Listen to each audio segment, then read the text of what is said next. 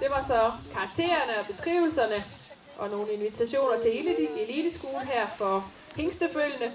Inden vi nu får en æresrunde, så skal jeg jo minde om, at I har mulighed for at hente beskrivelserne af jeres følge, og I har selvfølgelig også mulighed for at henvende jer til dommerne, hvis der er spørgsmål eller bemærkninger. Og som jeg også tidligere har sagt i dag, så vil jeg faktisk også gerne høre jeres oplevelse af at fremvise følgende på den her måde.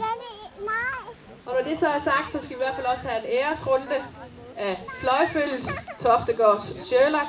Vi vil især gerne se ham i galop, hvis det kan lade sig gøre. Så stop op et par gange, og publikum giver ham nu en hånd med på vejen. Og så har vi lige om lidt også konkurrencen om, hvem der skal være det bedste sjællandske følge. Men altså først æresrunde her nu af Toftegårds Sherlock.